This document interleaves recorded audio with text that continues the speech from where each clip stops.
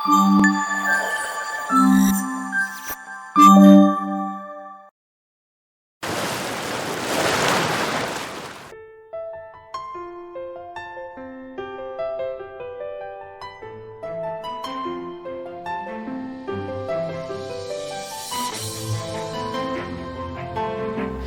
everyone, this is Dr. Spandana, pediatrician from UK.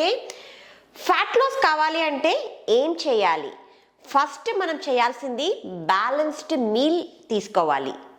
ఈ balanced మీల్లో good amount of fiber ఉండాలి, proteins ఉండాలి, healthy ఫ్యాట్స్తో పాటు కార్బోహైడ్రేట్ ఉండాలి. అలా ఉంటేనే మన బాడీలో ఫ్యాట్ లాస్ ఈజీగా అవుతుంది. ఇంకా next physical activity is quite important. కార్డియోతో పాటు మనము వెయిట్ అండ్ స్ట్రెంగ్త్ ట్రైనింగ్ చేసినప్పుడు మన బాడీలో మెటబాలిక్ రేట్ ఇంక్రీజ్ అయ్యి మనం కూర్చున్నప్పుడు కూడా రెస్టింగ్ ఫేస్లో ఉన్నప్పుడు కూడా మన బాడీలో ఫ్యాట్ లాస్ అవ్వడం మొదలవుతుంది అనమాట. Next hydration is quite important. మనం ఎక్కువ వాటర్ కంటెంట్ తీసుకోవడం ద్వారా మనం ఏ ఫ్యాట్ లాస్ అవుతున్నామో ఆ టాక్సిన్స్ అన్నిటినీ బయటికి ఫ్లష్ చేయడానికి హెల్ప్ అవుతుంది. The next one stress management. మన స్ట్రెస్ లెవెల్స్ తగ్గించుకోవడం ద్వారా కూడా మన ఫ్యాట్ లాస్ ఈజీ అవుతుంది. సో దీనికోసం మనం మెడిటేషన్ చేయడం కానీ, లేకపోతే మనకు నచ్చిన సాంగ్స్, మనకు నచ్చిన యాక్టివిటీ చేస్తూ మన స్ట్రెస్ని తగ్గించుకోవడం very very important thing in the fat loss. ఇంకా నెక్స్ట్ థింగ్ వచ్చేసి స్లీప్.